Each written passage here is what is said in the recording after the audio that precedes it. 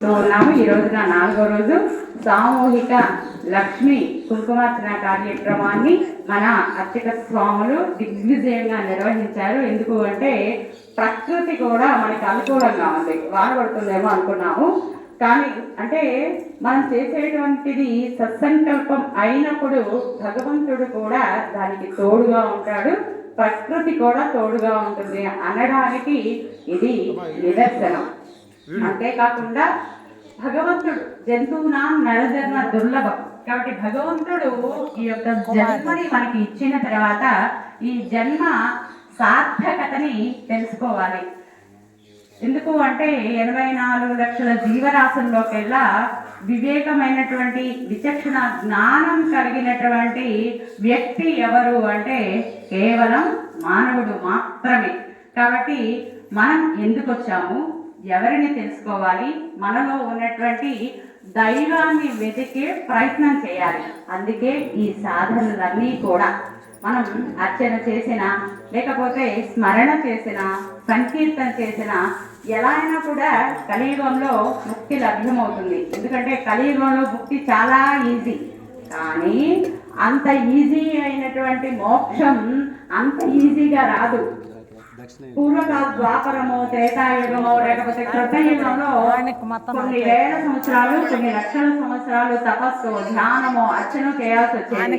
కానీ కలియుగంలో తలో స్మరణాన్ ముక్తి, స్మరణం చేతనే ముక్తి లభ్యమయ్యేటువంటి యుగం ఏమిటి అంటే కలియుగం. కానీ మానవుడికి చుట్టూ కూడా మన యొక్క మనస్సు సంకల్ప వికల్ప కేంద్రకమైనటువంటి మనస్సు మిగతా విషయ వాసన వైపు మళ్ళుతూనే ఉంటుంది. మనం ఎంతసేపు ఇంత 2 గంటల సేపో 3 గంటల సేపో ఈ యొక్క ప్రాంగణంలో కూర్చున్నా మన మనస్సు లండన్లోనో, అమెరికాలోనో, బెంగళూరులోనో, లేకపోతే చెన్నైలో ఉన్న మన పిల్లల దగ్గరికి వెళ్ళొస్తుంది, లేకపోతే మన అత్తగారి దగ్గరికి వెళ్ళొస్తుంది, లేకపోతే చుట్టుపక్కల ఇరుగు పొరుగు విషయాల మీదకి వెళ్ళొస్తుంది. ఎంతమంది కేంద్రీకరించి ఉండగలిగాం?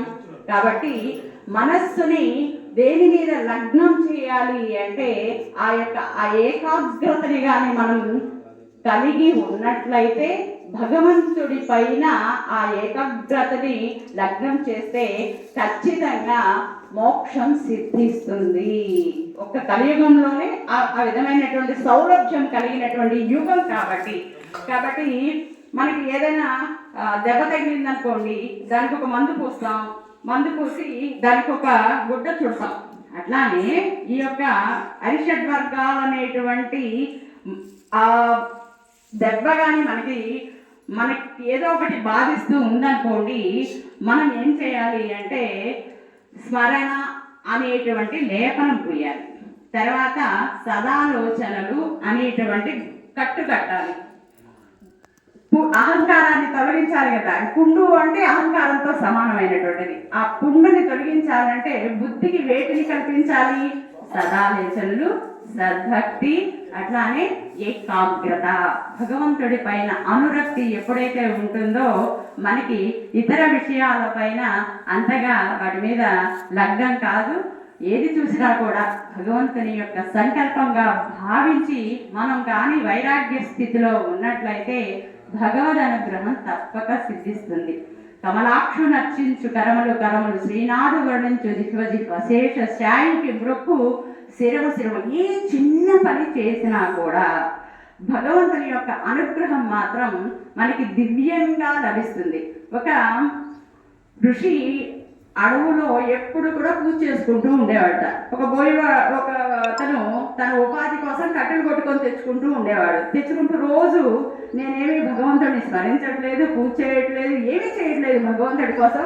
కనీసం ఈ ఋషికి అక్కడో ఇక్కడో అడవుల్లో దొరికినటువంటి తులసి దళాలన్నా ఇద్దాము అని రోజు తులసి మాల ఇచ్చేవాడ. లోపల ఆయన పూజ చేస్తూ ఉంటాడు కదా, అర్చన చేస్తున్నటువంటి ఆ స్వామికి సమర్పించడానికి.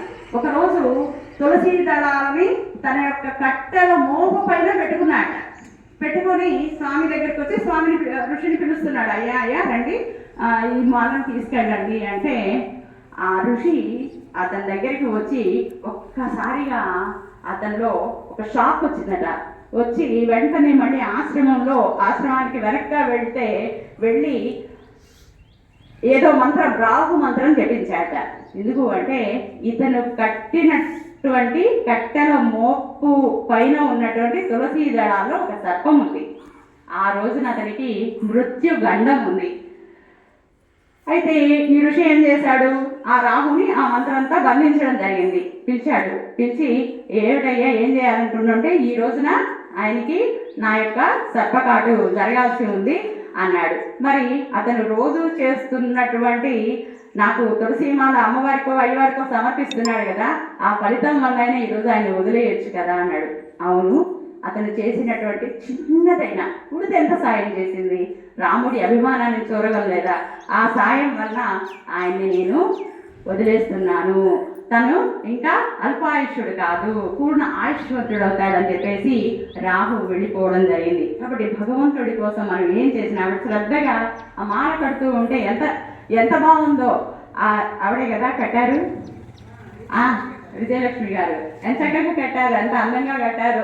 నిజంగానే కదా, స్వామి కోసం ఏ చిన్న పని చేసినా, ఈ శివాలయంలో ఏ పని చేసినా, భగవంతుడి కోసం మనం ఏ కైకర్యం చేసినా కూడా దాని ఫలితం షార్ట్ పెట్టారు కోచింగ్ కాదు, లేకపోతే ఫాస్ట్ ఫుడ్ సెంటర్ కాదు, పిజ్జా బర్గర్లు కాదు. దాని ఫలితం మనకి ఎప్పుడు అవసరమో, ఎప్పుడు ఏ సమయంలో మనం భగవంతుడా నువ్వు తప్పితే వేరే దిక్కు లేదు, నువ్వే చేయాలి, నాకు ఇంకెవరు సాయం లేదు అనుకున్నప్పుడు ఆ దైవం తప్పక మనల్ని అనుగ్రహిస్తుంది. కాబట్టి సనాతన ధర్మం చాలా గొప్పదైనటువంటిది. ఆ ధర్మాన్ని అనుష్ఠించడానికి మిగతా పాశ్చాత్య దేశాల ప్రజలంతా కూడా తెలుసుకునే ప్రయత్నం చేస్తున్నారు. మన దేశ